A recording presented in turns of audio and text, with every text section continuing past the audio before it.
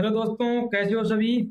जैसा कि अपन ने जितने भी अपने एमपी की जो एग्रीकल्चर के जो स्टूडेंट हैं जो पीएटी 2025 का एग्जाम देने वाले हैं, तो उनके लिए हमने सोइल साइंस की सीरीज स्टार्ट की है। तो फाइनली उसका आज अपना लेक्चर नंबर 3 अपन देखने वाले हैं। यदि कोई स्टूडेंट यदि पहली पहली बार हमारे चैनल के ऊपर, और यदि आपने नहीं देखा हो, तो हमने फर्स्ट जो अपना लेक्चर था बहुत इंपॉर्टेंट लेक्चर था, जिसके अंदर हमने कंप्लीट सिलेबस के बारे में बात की थी। उसके साथ में सेकंड जो अपना लेक्चर था, उसके अंदर हमने बेसिक कंसेप्ट सीखे थे सोइल के बारे में। सोइल क्या है और सोइल को कितनी ब्रांच में अपन वहाँ पर डिवाइड करते हैं। उसी के साथ में कौन कौन से उसके अंदर इंपॉर्टेंट साइंटिस्ट थे और कौन कौन से उसके अंदर इंपॉर्टेंट इंस्टीट्यूट थे, उनकी सबकी बात हमने फर्स्ट एंड सेकंड लेक्चर में कर ली थी। तो जो स्टूडेंट अभी तक नहीं देखे हो तो प्लीज उनको देख लीजिए, क्योंकि सोइल साइंस क्या है कि इसका एक वीडियो दूसरे वीडियो से लिंक रहता है। तो जब तक आप वीडियो नहीं देखोगे प्रॉपर, तो आपको समझ में नहीं आएगा कि क्या आप पढ़ने वाले हो नेक्स्ट क्लास के अंदर, उससे पहले क्या पढ़ लिया। ठीक है, तो बहुत सिंपल भाषा में आपको बिल्कुल यहाँ पर समझा रहा हूँ मैं। तो आज का अपन लेक्चर की अपन बात करेंगे।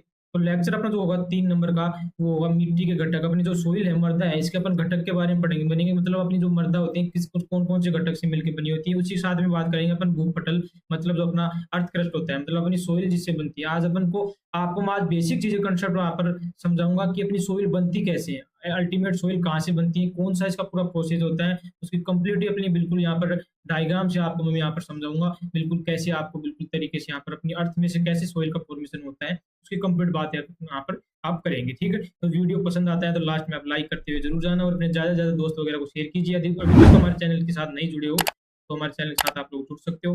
हम यहाँ पर सीयूटी से लेकर के आईसीआर से लेकर बहुत सारी अपडेट पर टाइम टाइम दे सकता हूँ, तो आप मतलब देख सकते हो अपने चैनल के ऊपर जाकर के एक बार। ठीक है, तो बात करते हैं अपने टॉपिक के लेकर के। तो सबसे पहले अपन बात करते हैं भूपटल, मतलब अर्थ क्रस्ट की बात करते हैं। ठीक है, अब अर्थ क्रस्ट आपको पहले इसलिए मैं पढ़ा रहा हूँ क्योंकि अपनी सोइल का फॉर्मेशन अपने को देखना है कि सोइल का फॉर्मेशन सर एक्चुअल में होता कहाँ से है। ठीक है, जब सोइल का जो निर्माण होता है, अपनी सोइल कहाँ से बनती है, उसकी अपन यहाँ पर अपन पहले बात करेंगे यहाँ पर अच्छे से बिल्कुल। ठीक है, तो ये आपको अर्थ का डायग्राम दिख रहा होगा। अपना अपना जो पृथ्वी अर्थ है, ये डायग्राम आपको दिखाई दे रहा होगा।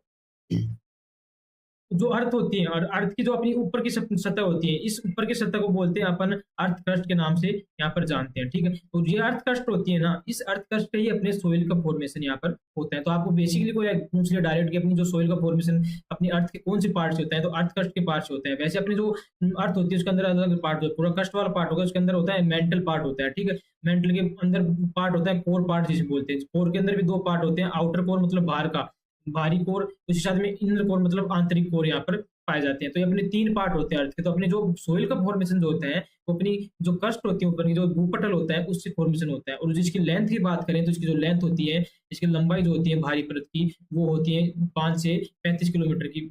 35 किलोमीटर के बीच में यहाँ पर अपने को देखने को मिलती है मोटी परत, कौन सी जिसको अपन क्या बोलते हैं, भूपटल या भूसतह बोलते हैं। ठीक है, अभी जो भूपटल या भूसतह है, इसके ऊपर आपको 95% आपको अग्न्य चट्टानें देखने को मिलेंगी। जब आपको मैं यहाँ पर चट्टानों वाले बताऊंगा उसमें आपको बताऊंगा। तो ये जो अग्न्य चट्टानें होती है, इनका निर्माण जो होता है ना, इसके भूपटल के ऊपर होता है। आपको देखने को मिल रहा होगा ये अपनी पार्ट, ये जो आपको पार्ट दिख रहा है जिससे सोइल का फॉर्मेशन हो रहा है, ये कौन सी अपनी, ये यहाँ पर क्या है, सोइल है, मृदा है अपनी।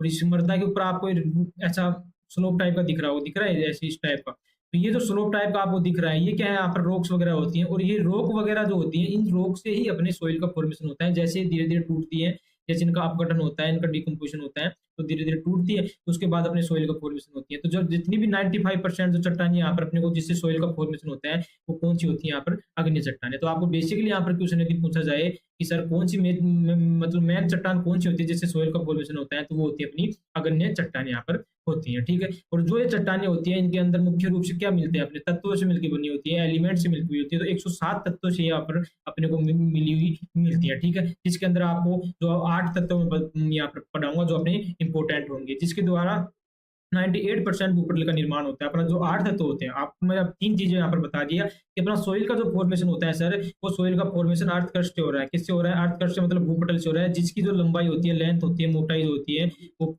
5 से 35 किलोमीटर के बीच होती है सर। उसी के साथ में सोइल का जो फॉर्मेशन इससे अर्थ क्रस्ट जिससे हो रहा है, इसके अंदर कितने टाइप के एलिमेंट पाए जा रहे हैं, 107 एलिमेंट पाए जा रहे हैं। कितने टाइप का एलिमेंट पाए जा रहे हैं, 107 एलिमेंट। उसी साथ में आपको बताएं कि भूपटल जो होती है, इसके अंदर इसके ऊपर 95% क्या पाई जा रही है, अग्नि चट्टानें पाई जा रही है। और सर ये अग्नि चट्टानों से ही हम सोइल का फॉर्मेशन होता है। और ये चट्टानें जो होती है, चट्टानें क्या होती है, चट्टानों में क्या होता है, जो मिनरल्स होते हैं, एलिमेंट्स होते हैं, ये इनका फॉर्मेशन ये आपस में मिलकर के किसके फॉर्म करते हैं, चट्टानों का फॉर्म करते हैं और कुछ नहीं। एलिमेंट का ही कंपोजिशन जो होता है, इनका संगठन मिलकर के जो बनता है वही क्या बनाते हैं, चट्टानें बनाते हैं। इसलिए अपनी चट्टानों के अंदर देखा जाए तो 107 तत्व है। तो सीधी सी बात है, जब चट्टानों से अपना सोइल को मिल रहा है तो सोइल के अंदर भी इतने ही तत्व पाए जाएंगे। लेकिन अपने जो मुख्य रूप से जो तत्व पाए जाते हैं वो कितने हैं, 8 तत्व यहाँ पर होने वाले। अपने जो अपने 98% जो भूपटल का भाग बनाते हैं, कौन बनाते हैं, ओनली 8 तत्व बनाते हैं। तो अपने नेक्स्ट स्लाइड में उसी की बात करेंगे। आप देख भी सकते हो, जो भी अपने आपने देखा होगा ये जो लावा वगैरह निकलता है, मैग्मा वगैरह, तो ये सब किससे निकलते हैं, आंतरिक पार्ट से निकलते हैं। आपको देखो तो उनको ये जो मेंटल पार्ट वगैरह होते हैं, तो जैसे जैसे आप धीरे धीरे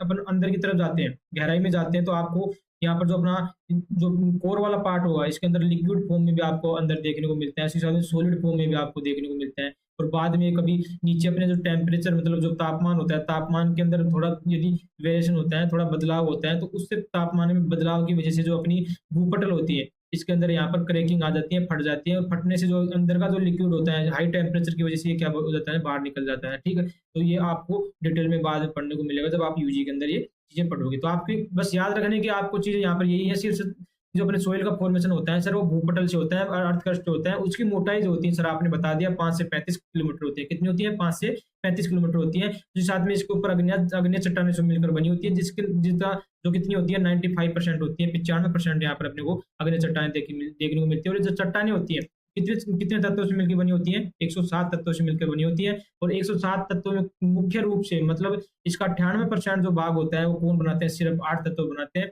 उनकी अपने यहाँ पर बात करेंगे, जो आपके लिए बिल्कुल इंपॉर्टेंट है, डायरेक्ट क्वेश्चन यहाँ से पूछा जा सकता है। ठीक है, तो अब element composition of earth crust, मतलब जो अपने एलिमेंट है, जो मतलब जो तत्व है, उनका अपन कंपोजिशन यहाँ पर देखेंगे अर्थ क्रस्ट के अंदर। ठीक है, तो इसके अंदर आपको 3 पार्ट में डिवाइड करके मैं आपको पढ़ाऊंगा। ठीक है, जिसके अंदर आपको देखने को मिल रहा होगा, एक अपना ऑक्सीजन है जो सबसे ज्यादा अमाउंट में पाया जा रहा है। ठीक है, फर्स्ट कौन सा है, ऑक्सीजन, 47% आपको देखने को मिल रहा है। और जो सेकंड है, सेकंड यहाँ पर सिलिकॉन। जो अपना मेन जो पार्ट होता है, मेजर जो पार्ट होता है अपना, ये यहाँ पर 47 है, यहाँ पर 28। तो मेजर पार्ट मतलब ये बात करें अपन 3/4 जो पार्ट होता है, 3/4 जो पार्ट होता है अपना भाग होता है, तो कौन कौन बनाते हैं, सिर्फ अपने यहाँ पर ऑक्सीजन, उसी साथ में कौन अपना दूसरा सिलिकॉन। अपने सिर्फ 2 यहाँ पर आपको मैंने बताया कि सिलिकॉन सर और ऑक्सीजन ये अपना 3/4 पार्ट यहाँ पर बनाते हैं। उसी के साथ में बाकी के जितने बच गए ये सब कितने हैं, अपनी मेटल है। ठीक है, सब मेटल पाए जाएंगे, जिसके अंदर अपना 3rd नंबर पे यहाँ पर अपना है वो यहाँ पर एल्यूमिनियम। एल्यूमिनियम यहाँ पर पाया जाता है अपना 8.1%। ठीक है, उसी साथ में आयरन की बात करें, उसके बाद आयरन आता है 4th नंबर पे, जिसमें आता है 5.0%। उसके बाद में कैल्शियम की बात करें तो 3.6%, ये 5 नंबर में। उसके बाद 6 नंबर पे बात करें तो आता है सोडियम 2.8%। 7 नंबर पे बात करें तो आता है पोटेशियम। उसी साथ में 8 नंबर पे बात करें तो कौन आता है यहाँ पर, मैग्नीशियम 2.1%। और अदर के अंदर 0.18% यहाँ पर होते हैं। इतना क्लियर हो। अब लेकिन यहाँ पर आपको क्वेश्चन क्या बनता है, अच्छा क्वेश्चन यहाँ पर आपको यदि पूछ ले कि ये मेटल होते हैं सब, अब आपको पूछ ले डायरेक्ट क्वेश्चन की सबसे ज्यादा अमाउंट में सबसे ज्यादा कौन सा एलिमेंट पाया, कौन सी धातु एलिमेंट पाई जाती है, ऐसा क्वेश्चन आ जाए। मतलब कौन सी धातु तत्व जो होता है वो पाया जाता है किसके अंदर, अपने अर्थ क्रस्ट के अंदर, तो वहां पर आपका आंसर क्या आ जाएगा, एल्यूमिनियम। एल्यूमिनियम यहाँ पर 8%, 8। यदि आपको जनरल क्वेश्चन यहाँ पर पूछता है कि कौन सबसे ज्यादा होता है, तो सीधा अपन क्या बोलोगे वहां पर, ऑक्सीजन। क्योंकि ये जो मैंने बताया आपको दोनों, ऑक्सीजन एंड सिलिकॉन, ये ऑक्सीजन एंड सिलिकॉन क्या होते हैं, दोनों यहाँ पर अधातु होते हैं। ठीक है, तो अधातु के अंदर सबसे ज्यादा कौन पाया जा रहा है यहाँ पर अपने पास, नॉन मेटल के अंदर कौन पाया जा रहा है यहाँ पर अपने पास। ठीक है, नॉन मेटल के अंदर, नॉन मेटल के अंदर कौन है यहाँ पर, ऑक्सीजन 47%, और जिस आदमी सिलिकॉन जो होता है 28% होता है। तो यहाँ पर आपको याद रखने के लिए कितने हैं, ओनली आपको ऑक्सीजन याद रखना है 47% सर ऑक्सीजन पाया जाता है, सिलिकॉन 28% पाया जाता है सर। उसी साथ में एल्यूमिनियम जो होता है वो 8.1% पाया जाता है, 8 के आसपास याद रखो। उसी साथ में आयरन 5%, कैल्शियम यहाँ पर 3.6%, सोडियम जो होता है यहाँ पर 2.8%, और सोडियम से थोड़ा सा कम कौन सा होता है, पोटेशियम 2.6%। तो आपको बिल्कुल ऑर्डर से मैंने यहाँ पर आपको यहाँ पर बता दिया है। ठीक है, तो सबसे ज्यादा मेटल में सबसे ज्यादा कौन है यहाँ पर, एल्यूमिनियम है। ठीक है, इतना क्लियर होगा।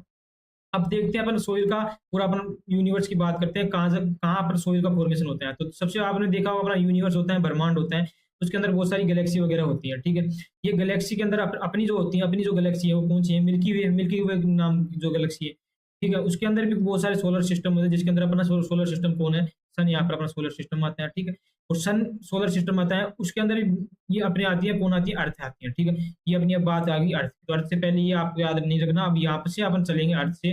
अर्थ के ऊपर मैंने आपको बता दिया था जो भूपटल थी, भूपटल के ऊपर आपको मैंने बता दिया था रॉक्स वगैरह होती है, और रॉक्स जो होती है, इस रॉक्स का तो ढीला-ढाला पार्ट होता है, मतलब लूज़ जो पार्ट होता है उसको अपन बोलते हैं रेगोलिथ, और रेगोलिथ से बनता है सोइल का फॉर्मेशन। जब इसका वेदरिंग होता है तो सोइल का फॉर्मेशन आप जब बीएससी के अंदर पढ़ोगे तो आपको रेगोलिथ पढ़ने को मिलेगा। लेकिन आप अभी तक लिए आपके लिए पीएटी के लिए सिर्फ आपको जो अपना पेरेंट मटेरियल के रूप में ये जो याद रखना है, मतलब जो पैतृक की बात करूँ, मतलब जो पैतृक पदार्थ अपना होता है, पेरेंट मटेरियल जो होता है यहाँ पर वो कौन होता है, रॉक होता है सर। और रॉक का जब डिकम्पोजिशन होता है, रेगोलिथ बनता है, रेगोलिथ से बन के क्या बन जाता है सर, सोइल का फॉर्मेशन होता है। और मैंने आपको लास्ट लेक्चर में, लास्ट क्लास में बता दिया था कि 1 इंच सोइल फॉर्मेशन के लिए अपने को कम से कम 800 से 1000 वर्ष का टाइम यहाँ पर लग जाता है। तो अपनी जो ये अपनी सोइल फॉर्मेशन, सोइल निर्माण की जो अपनी प्रोसेस है बहुत क्या है, स्लो प्रोसेस होती है। स्लो होगी इसकी बहुत, आपको दिखती भी नहीं होगी सोइल का फॉर्मेशन कैसा होता है। तो जब दिखता ही नहीं हमें तो सोइल का फॉर्मेशन आपको देखने से पता चल रहा हो कि कितना स्लो यहाँ पर प्रोसेस यहाँ पर चलती है। ठीक है, तो अपन ने 2 चीजें बात कर ली, एक बार रिपीट कर लेते हैं, आपको दिमाग में कंसेप्ट हो जाएगा कि सर हमारा जो सोइल का फॉर्मेशन होता है भूपृष्ठ जो भूपटल होती है, अर्थ क्रस्ट होती है, उससे फॉर्मेशन होता है, जो 5 से 35 किलोमीटर के अंदर अपने को देखने को मिलती है। ये वाली लेंथ जो आपको देखने को यहाँ पर मिल रही होगी ऊपर वाली, ये जो वाली लेंथ होती है अपनी, ये वाली। ठीक है, उसके बाद इसके अंदर सर आग्नेय चट्टानें पाई जाती हैं। तो ये जो आग्नेय चट्टानें होती हैं 95% होती है और ये 107 तत्वों से मिलकर बनी होती है। उसी साथ में इसके अंदर जो मुख्य तत्व जो होते हैं वो 8 तत्व होते हैं, जो अपना 98% पार्ट यहाँ पर बनाते हैं। ठीक है, 98 मैंने बता दिया, 3/4 पार्ट ये बना रहा है। उसी साथ में जो मेटल होती है, ये बचा हुआ 1/4 पार्ट कौन बनाती है यहाँ पर, मेटल बनाती है। तो मतलब जिसका 25% पार्ट जो होते हैं वो कौन बनाती है यहाँ पर, मेटल का फॉर्मेशन करते हैं। उसी साथ में 3/4 पार्ट मतलब कौन फॉर्मेशन कर रहा है यहाँ पर, अपना जो नॉन मेटल मतलब अधातु, ऑक्सीजन एंड सिलिकॉन। ठीक है, इतना क्लियर हुआ।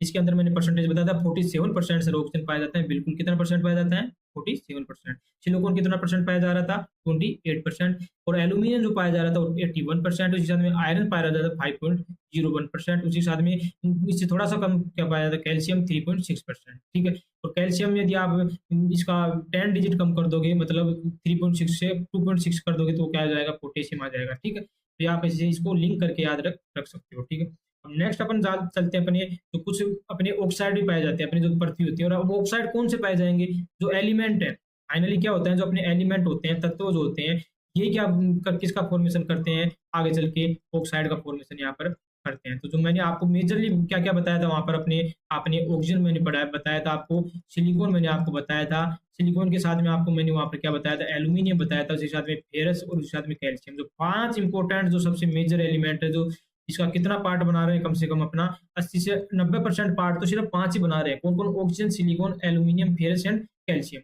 तो ये क्या करते हैं, अपनी कौन सी फॉर्म में होते हैं, ऐसा तो नहीं है कि सीधा अपने तत्व फॉर्म में रहते हैं और अपना चट्टान का फॉर्मेशन कर देते हैं, ऐसा तो होता नहीं है। ये क्या करते हैं, अपने अदर फॉर्म में रहते हैं। तो अदर फॉर्म में जैसे ऑक्साइड की फॉर्म में, ऑक्साइड की फॉर्म में क्या हो गया, मतलब ये ऑक्सीजन के साथ, मतलब ऑक्सीजन बहुत ज्यादा अमाउंट में सर, ऑक्सीजन क्या होते हैं, ये दूसरे जो एलिमेंट होते हैं उनसे क्या करती है, रिएक्शन कर लेती है, अभिक्रिया कर करके कंपाउंड का फॉर्मेशन कर लेती है। जो कंपाउंड बनते हैं यहाँ पर, ऑक्सीजन जब मिलकर बनेगी तो उनको जो बनते हैं उनको हम क्या बोलते हैं, ऑक्साइड बोलते हैं। ठीक है, तो जब भी ये सिंगल जो एलिमेंट होते हैं, ये एलिमेंट जो होते हैं, ये क्या करते हैं, अपनी जो ऑक्सीजन होती है, ये ऑक्सीजन से रिएक्शन करके ऑक्सीजन से जुड़ जाते हैं और ऑक्सीजन से जुड़ करके किसका फॉर्मेशन कर लेते हैं, ये ऑक्साइड का फॉर्मेशन कर लेते हैं। और जो ऑक्साइड कुछ नहीं है, क्या है, सिर्फ ये अपने जो एलिमेंट थे, इन एलिमेंटों का ही दूसरा रूप क्या है यहाँ पर, ऑक्साइड होता है। तो ये ऑक्साइड की परसेंटेज सेम यहाँ पर अपन सिलिकॉन अपनी ज्यादा अमाउंट में दे दे, सिलिकॉन के ऊपर परसेंटेज देख रहे हैं क्योंकि ऑक्सीजन इससे मिल गया।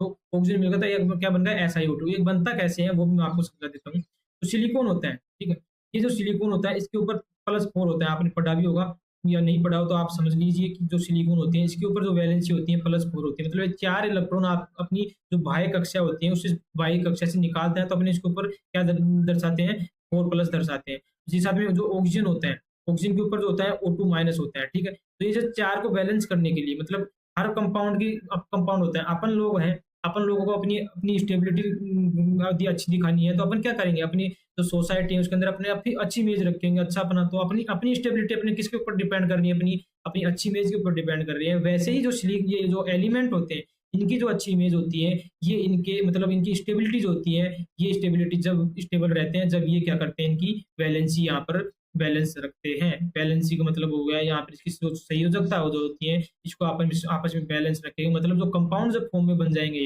मतलब संगठित फॉर्म में चले जाएंगे, तो ये क्या इनके ऊपर क्या होगा, जीरो जीरो चार्ज होगा, किसी प्रकार का चार्ज नहीं होगा। जब चार्ज नहीं होगा तो चुपचाप आराम से अपनी पृथ्वी के अंदर पड़े रहेंगे। क्योंकि जब चार्ज होता है इनके ऊपर, आयंस होते हैं, आयंस होने की वजह से क्या करते हैं, ये आपस में खेलते हैं, रिएक्शन करते हैं। क्योंकि इनका मेन जो मोटिव है इनका स्टेबल होने का क्या होता है कि ये न्यूट्रल होना पसंद करते हैं। जैसे अपना मोटिव क्या होता है सोसाइटी के अंदर अपना अच्छी इमेज डालना होता है, वैसे ही यहाँ पर जो एलिमेंट होते हैं उनका मेन जो उद्देश्य होता है वो क्या होता है यहाँ पर जीरो वैलेंसी में जाना यहाँ पर होता है। तो सेम यहाँ पर आप इसको ऑक्साइड ऐसे बना सकते हो। डायरेक्ट यदि आपको कोई पूछ ले कि सिलिकॉन का कौन सा ऑक्साइड पाया जाता है तो आप वैलेंसी से कर नहीं सकता। वैलेंसी से कैसे करोगे?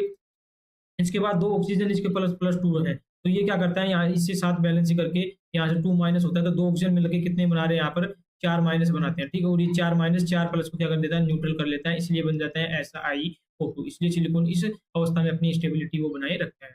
ऐसे सेम Al2O3 होता है जिसमें फेरस के 2 फॉर्म पाए जाते हैं FeO प्लस Fe2O।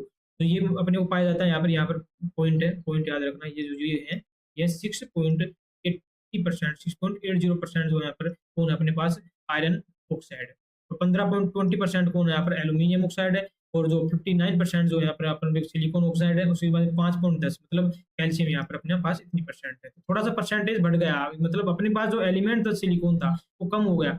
कैसे कम हुआ? क्योंकि सर ऑक्सीजन को अपने साथ बाइंड करके रख लिए, तो यहाँ पर ऑक्सीजन जब फ्री बचा ही नहीं तो ऑक्सीजन इनके साथ मिल गया, तो इनकी परसेंटेज क्या हो जाती है यहाँ पर बढ़ जाती है, ठीक है। तो आपको मैंने 4 यहाँ पर मेन इंपॉर्टेंट ऑक्साइड बताया आपने, silicon oxide, aluminium oxide Al2O3, iron oxide FeO या Fe2O, साथ में कैल्शियम ऑक्साइड कैल्शियम CaO। इनका जो परसेंटेज बताया मैंने आपको 59%, 15.20%, 6.80%, उसके बाद 5.10%। ये मैंने आपको इसको बता दिया अपने जो सिलिकॉन पाए जाते हैं, सिलिकॉन ऑक्साइड पाए जाते हैं। इतना क्लियर हुआ? आपको समझा दिया मैंने कि कैसे सोइल का फॉर्मेशन होता है और सोइल के अंदर कौन-कौन से मेजर कंपोनेंट होते हैं, उनकी अपन यहाँ पर बात कर लिए। जो अर्थ क्रस्ट के अंदर होंगे तो वही किसके अंदर अपने सोइल के अंदर होंगे, और यही अपना जो प्लांट होता है इनको ही अपना प्लांट यूज करता है, और अपनी जितनी भी उनकी अपनी रिएक्शन होती है, जितनी भी उसकी मेटाबॉलिज्म रिएक्शन होती है अपनी खाना वाना बनाने की, उनके अंदर इसको क्या करता है पार्टिसिपेट करता है, और पार्टिसिपेट करके क्या करता है अपना खाना बनाता है, और उसके साथ में अपनी ग्रोथ वगैरह डेवलपमेंट वगैरह पे इफेक्ट पड़ता है उस चीज का, ठीक है। इतना क्लियर हुआ? ठीक है, फिर भी कुछ आपको डाउट लगता है तो कमेंट्स में आप जरूर बोल सकते हो। अब नेक्स्ट बात करते हैं अपन component of soil. Component of soil का मतलब क्या होगा, जो इसके घटक की बात कर रहे हैं अपन, जो सोइल है सोइल के अपन घटक की बात कर रहे हैं कि किन किन घटकों से अपनी सोइल मिलकर बनी होती है, ठीक है। तो अपनी सोइल होती है इसके अंदर 2 पार्ट होते हैं, एक होता है सॉलिड पार्ट जिसे अपने ठोस ठोस पार्टिकल पाए जाते हैं अपने सोइल के अंदर, सबको पता है आपको, तो अपने को दिखाई देते हैं। इसके साथ में पोर स्पेस होते हैं, मतलब रंध्र अवकाश पाए जाते हैं जो अपने को दिखाई नहीं देते, रंध्र अवकाश पाए जाते हैं। तो ये जो होते हैं ये दोनों अपने जो सोइल होते हैं उसके अंदर 50-50% में होते हैं, 50-50% में ये देखने को मिलता है। उसी साथ में जो रंध्र अवकाश होते हैं पोर्स होते हैं, ये भी 50% के अंदर अपने को देखने को मिलता है, ठीक है। अब इस 50% के अंदर भी जो ठोस पार्टिकल्स होते हैं, जो ठोस कण होते हैं, उसके अंदर अपने को जो मिनरल मैटर होता है मतलब खनिज पदार्थ होता है वो 45% यहाँ पर अपने को देखने को मिलता है। उसी साथ में जो कार्बनिक पदार्थ होता है यहाँ पर 5% अपने को देखने को मिलता है। अब जो पोर स्पेस होते हैं, रंध्र अवकाश होते हैं, इसके अंदर हवा होती है, वायु होती है, मतलब यहाँ पर आपको देखने को मिलेगा 25%।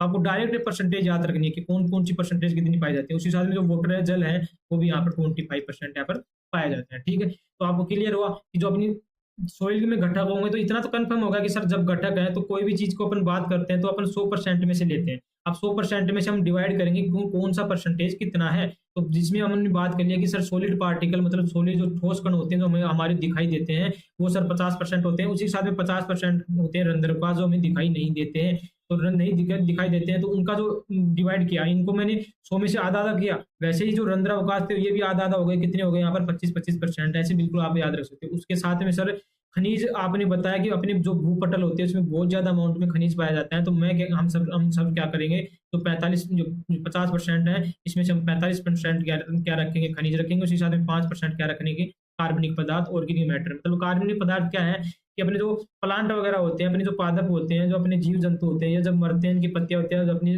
जो सरफेस होती है इसके ऊपर जब गिरती है, यहाँ पर गिरती है, तो इनका क्या होता है डिकम्पोजिशन होता है, ये अपने जाकर के क्या बढ़ते हैं अपनी सरफेस के अंदर मिक्स होते हैं। तो अपना आपने देखा होगा कि प्लांट वगैरह लीफ वगैरह होती है, इसका डिकम्पोजिशन होने के बाद बहुत थोड़े से अमाउंट में जाकर के बनते हैं, तो सीधी सी बात इनका अमाउंट भी क्या होगा कम होगा। तो आप सिर्फ डायरेक्टली आपके दिमाग में नहीं आए तो आपको मैं जैसे समझाया हूँ ना वैसे आप करोगे तो आपको क्वेश्चन आपको सोल्व करने में कोई दिक्कत नहीं होगी वहां पर, ठीक है। नेक्स्ट बात करते हैं पोर स्पेस, रंध्र अवकाश होते हैं। इसमें भी अपने को रंध्र अवकाश 2 टाइप के होते हैं। एक होते हैं मैक्रो, जो मतलब जो बड़े रंध्र होते हैं, बड़े रंध्र जो होते हैं उनको बोलते हैं मैक्रो। उसके साथ में जो छोटे होते हैं माइक्रो। तो जो सूक्ष्म रंध्र होते हैं उनको हम क्या बोलते हैं माइक्रो पोर स्पेस होता है। और ये भी यहाँ पर 25% हुई। अब यहाँ पर जो मैक्रोपोर होते हैं, जो बड़े पोर होते हैं, इसके अंदर क्या होता है, यहाँ पर एयर होता है, वायु होता है, वायु से फिर मतलब भरे हुए रहते हैं। उसी के साथ में जो माइक्रोपोर होते हैं, माइक्रोपोर होते हैं, ये यहाँ पर वाटर से भरे होते हैं, ठीक है। इनके अंदर क्या रहता है, पानी रहता है 25% के अंदर। उसी के साथ में यहाँ पर क्या रहता है, मैक्रोपोर के अंदर क्या रहता है, यहाँ पर एयर रहते हैं, ठीक है। तो इतना क्लियर हुआ कंपोनेंट के अंदर मैंने आपको क्या बताया कि सर कंपोनेंट के अंदर आपने बता दिया कि सॉलिड पार्ट होता है 50%, 50%, 50% होता है यहाँ पर पोर और सब पोर स्पेस जो हमारे को दिखाई नहीं देता। तो इसके अंदर फिर हमने डिवाइड किया सर कि जो मिनरल मैटर थे वो कितना परसेंट बताया मैंने आपको, 45%। उसी साथ में कार्बनिक जो पदार्थ था, ऑर्गेनिक मैटर, मैंने बताया आपको 5%। उसी साथ में मैंने जो वायु थी, एयर थी, वो 25%। उसी साथ में वाटर मैंने बताया आपको 25%। इतना क्लियर हुआ कंपोनेंट ऑफ सॉइल के बारे में, ठीक है। उसके बाद अपन बात कर लेते हैं जो खनिज पदार्थ हैं, ये सर क्या क्या होते हैं, इनके बारे में अपन एक एक डिटेल बात कर लेते हैं। वैसे मैंने आपको समझा दिया, लेकिन और भी इसकी अपन बात कर लेते हैं, यहाँ पर देख लेते हैं, ठीक है। तो जो खनिज होते हैं, ये मृदा का मुख्य अवयव होते हैं। आपको पता है कि 45% जो पार्ट बन रहा है सर, वो क्या है, खनिज होते हैं, ठीक है। तो मुख्य अवयव किसको बोलेंगे, जो हमारे को दिखाई दे रहे हैं। तो दिखाई कौन देता है अपने को, जो अपना सॉलिड पार्ट है, और सॉलिड मतलब ठोस पार्ट है, वही तो दिखाई दे रहा है। तो मुख्य अवयव कौन हो गया अपने यहाँ पर, खनिज। तो आपको डायरेक्ट पूछा जाए तो मुख्य अवयव कौन हो जाएगा, खनिज हो जाएगा। अपने हमने जो ये यहाँ पर देखा है, ये सब किसके बेसिस पे देखा है, आयतन के बेसिस पे, वॉल्यूम के बेसिस पे, ठीक है। ये हमने जो भी परसेंटेज देखा है, ये वॉल्यूम बेसिस पे देखा है, मतलब जो अपना आयतन था, आयतन के आधार पर हमने देखा है यहाँ पर जितना भी था, ठीक है। कितने कितने आयतन में, तो जब आयतन होगा तो अपन एयर का और वाटर का आयतन तो अपन देख सकते हैं, लेकिन एयर जो होती है, एयर का अपन क्या नहीं देख सकते, बाहर नहीं देख सकते। जब एयर का अपन बाहर नहीं देख पाएंगे तब तो अपन, अब एयर को आप रिमूव कर दो, ये सब अब एयर अपनी है ही नहीं। कब नहीं है, जब अपन बाहर बाहर के बेसिस पे, बाहर के आधार पर अपन देखें कि कौन कितना परसेंटेज पाया जाता है, तो वहां पर अपन बाहर की दृष्टि से यदि देखेंगे तो मृदा में जो खनिज होता है वो 75% होता है। ये आपको बिल्कुल याद रखना है। सिंपली पूछे आपको, मतलब कुछ भी नहीं दिया हो तो आपको 50% में से मतलब 45% आपको खनिज देना है। यदि आपको पूछते हैं, मतलब स्पेसिफाई कर दे, आपको स्पेशल केस दे दे, तो बाहर की दृष्टि से बोले तो वहां पर आप 75। अब 75% आपको कैसे याद रखना है कि सर क्या हुआ, 45% पाया जा रहा था। अब क्या हुआ, इसके अंदर जो हमारा 25% क्या था, हवा थी, वायु थी। और वायु का कोई वेट होता नहीं है, जो वायु का वेट नहीं होता, तो अब 100% में जो ये है, ये इसके अंदर जाके ऐड हो जाएगा सर, ठीक है। तो ये इसके अंदर जाकर ऐड हो जाएगा, तो क्या हो जाएगा, ये इसका क्या हो जाएगा, ज्यादा बढ़ जाएगा। मतलब इसके अंदर इसको ऐड करेंगे तो कितना हो गया, 5 मतलब 70% हो गया। उसी के साथ में 5% इसके अंदर कुछ का वेट हो जाता है।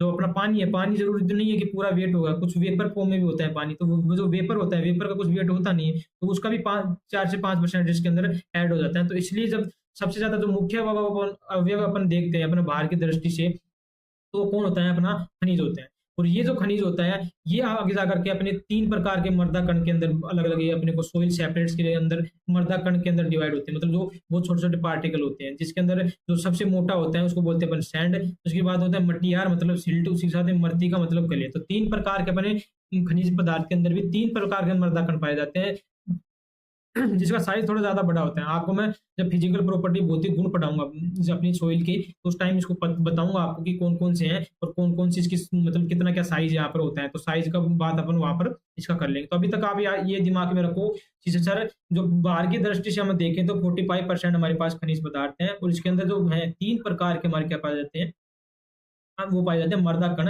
इसके अंदर मोटे जो पार्टिकल्स होते हैं थोड़े, उनको बोलते हैं मोटे अंश, मतलब सैंड। और जो थोड़े कम पार्ट साइज के होते हैं उनको बोलते हैं मटियार यानी सिल्ट। और भी जो थोड़े कम साइज के होते हैं उनको बोलते हैं मृत्तिका। तो ये बिल्कुल साइज के तरीके से ये यहाँ से इधर से अपन इधर जाएंगे तो साइज क्या हो रहा है, यहाँ पर कम हो रहा है। तो जल धारण क्षमता, उपजाऊ क्षमता क्या करता है, अपने खनिज क्या करता है, इसकी इंक्रीज करता है, मतलब बढ़ाता है। इसकी वजह से, क्योंकि सीधी सी बात है, ये बढ़ता कैसे है, क्योंकि जब अपने पास प्रॉपर, यदि अपने पास खनिज पदार्थ वगैरह है, तो उसकी अपनी जो सोइल है, तो सोइल की जो उपजाऊपन है, उपजाऊपन किस पे डिपेंड करते हैं, अपने जो सोइल के अंदर जो मिनरल्स है, खनिज पदार्थ है, उसके ऊपर। क्योंकि अपने प्लांट कौन लेता है, अपने जो उपजाऊपन अपन किससे डिसाइड करते हैं, किससे बताते हैं कि अपन ने जो क्रॉप किया, क्रॉप ग्रो किया है, वो जाकर के क्या करेगा, अपना उत्पादन देगा अपने को। तो उत्पादन देगा तो उत्पादन अच्छा खासा आएगा, तो हम क्या बोलेंगे कि अपनी जो सोइल है उसकी जो उपजाऊपन है वो बहुत अच्छा है। और जब उपजाऊपन अच्छा होने का मतलब क्या हुआ कि जो अपने जो खनिज पदार्थ हैं वो अच्छे होंगे। सीधी सी बात है। अपन बोलेंगे कि मेरे को जो खाना मिल रहा है बहुत अच्छा मिल रहा है, वो कब बोलोगे, जब आपको अलग अलग टाइप की डिश मिलेगी। तो अलग अलग टाइप की डिश आपको मिली आपको खाने में, जब भी तो ऐसा आप बोले कि आपका खाना बहुत अच्छा है। हम अपन सोइल को उपजाऊ कब बताएंगे, जब अपनी सोइल का जो मुख्य अवयव है, तो खनिज पदार्थ है, वो अच्छे अमाउंट में होगा। तो सेम जब खनिज पदार्थ जब अच्छे अमाउंट में है, तो वो किसको डिसाइड कर रहा है, अपनी उपजाऊ क्षमता को यहाँ पर डिसाइड कर रहा है। इस में जल धारण क्षमता भी यहाँ पर अच्छी होती हैं, क्योंकि जब मिनरल्स वगैरह होंगे, जब पार्ट अलग-अलग टाइप के अपने मृदा कण होंगे, तो ये क्या करते हैं, वाटर को अच्छे से होल्ड करके रखते हैं, धारण करके यहाँ पर रखते हैं। कार्बनिक पदार्थ मैंने बता ही दिया, अपने जो अवशेष होते हैं, जितने भी अपने वनस्पति मतलब फल पादप वगैरह, जंतु वगैरह के अवशेष होते हैं, ये धीरे-धीरे अपनी मृदा के अंदर जाते हैं और क्या हो जाते हैं, ये डिकम्पोज़ होता है और उसकी वजह से क्या हो जाता है, अपनी मृदा के अंदर कुछ मात्रा में यहाँ पर कार्बनिक पदार्थ ऐड होते हैं, ठीक है? तो 0.5% से बढ़कर के 25% हो जाता है। किस केस में होता है ये मृदा के अंदर कार्बनिक पदार्थ? जब अपने झील वगैरह होते हैं, झील वगैरह और जंगल वगैरह के आस-पास का यदि एरिया बात करें, तो वहाँ पर भी देखें, तो मृदा वहाँ पर अधिक कार्बनिक होते हैं, क्योंकि जंगल वगैरह होती है, झील वगैरह होती है, वहाँ पर क्या होता है, अपने पास जो पादप वगैरह होते हैं, वो ज़्यादा होंगे। जब पादप वगैरह ज़्यादा होंगे, तो सीधी-सी बात है, इनसे जो अवशेष निकलेगा, वो ज़्यादा होगा। तो अपन जो 5% तक की बात कर रहे हैं, अपनी कार्बनिक पदार्थ को मैंने आप कितना बताया आपको? 5% बताया।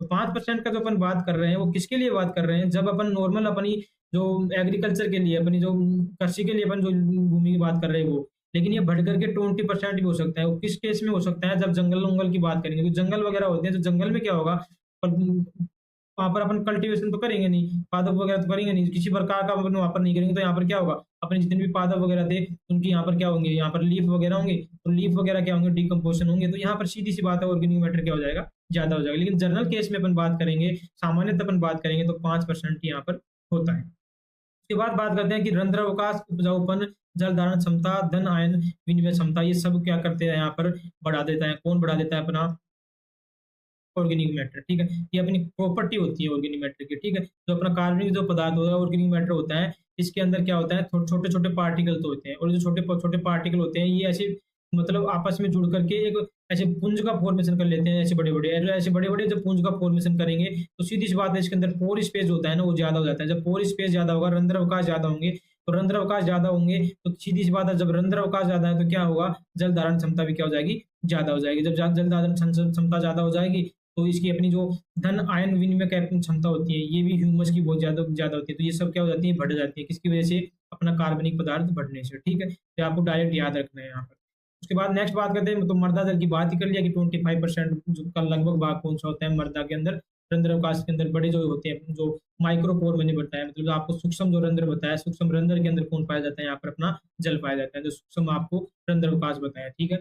मृदा वायु मैंने आपको बता दिया कि 25%, ठीक है? अब वायु है, तो अपने आपने देखा होगा कि अपने जो वातावरण है, अपना जो एनवायरनमेंट है, तो वह एनवायरनमेंट में वायु होती है, तो इसके अंदर भी आपको क्या देखने को मिलेगा? O2 देखने को मिलेगा, नाइट्रोजन देखने को मिलेगा और CO2, मतलब जो मेजर गैस होती है, यही मिलती है अपने को, अपने वातावरण में नहीं। तो वातावरण वाली गैस जब इसके अंदर अपनी सॉइल के अंदर जाती है, तो उसके अंदर थोड़ा चेंज देखने को मिलता है, ठीक है? आपने देखा होगा कि ये अपनी जो आती है यहाँ पर, जो ऑक्सीजन होती है, ऑक्सीजन अपनी यहाँ पर इतनी समथिंग होती है, 20, अपनी जो ऑक्सीजन होती है यहाँ पर कितनी होती है? 21 के आस-पास ही होती है। इतनी अपनी सॉइल के अंदर होती है, 20.6% कितनी होती है ऑक्सीजन अपनी इसके अंदर होती है, सॉइल के अंदर होती है। उसके बाद 79% नाइट्रोजन होता है, सिर्फ ऑक्सीजन की यहाँ पर अपने को अंतर देखने को मिलता है। यहाँ पर अपन ऑक्सीजन की बात करें, तो ऑक्सीजन अपने पास होती है 0.03% होती है।